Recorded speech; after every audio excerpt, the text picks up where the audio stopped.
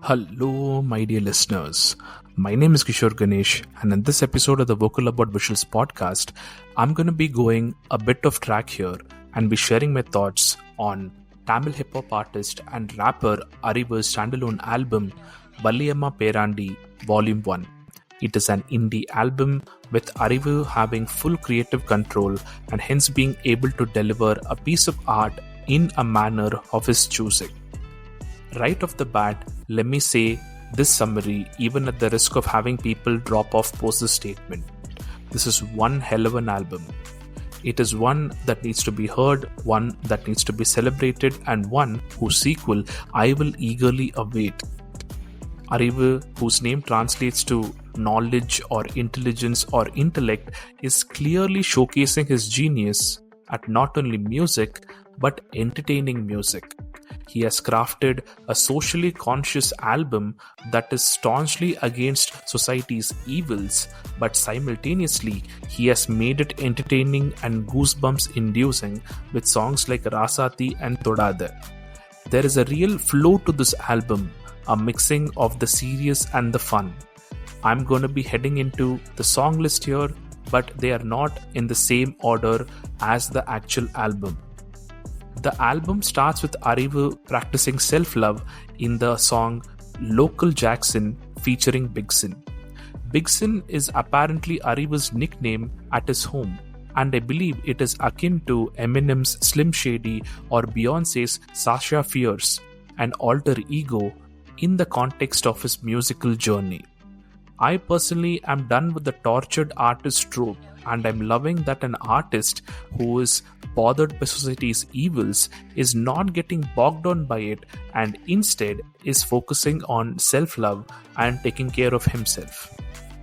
From there, we move on to Kangani, a song about the exploitation faced by tea plantation workers, which was a situation of Arivu's own family, and then comes my favorite of the album, Rasati, a bilingual consisting of Tamil and Punjabi verses with an epic musical score to accompany these verses.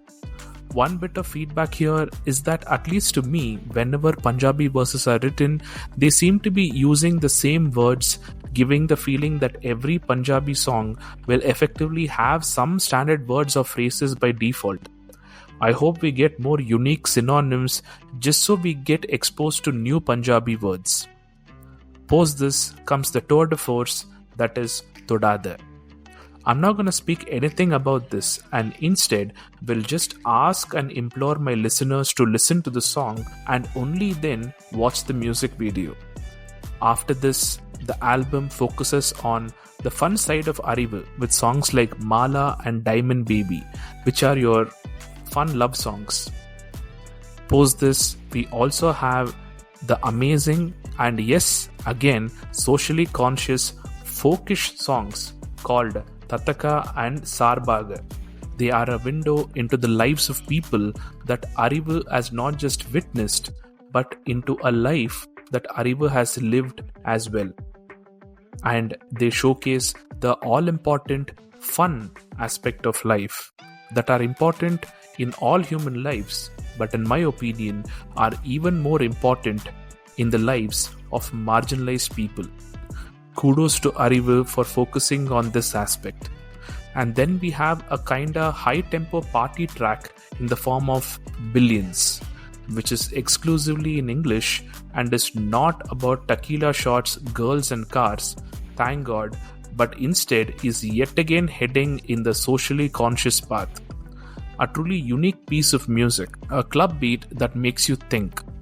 Then we have Arivu's very own hype track, Brother Bigson Mandela.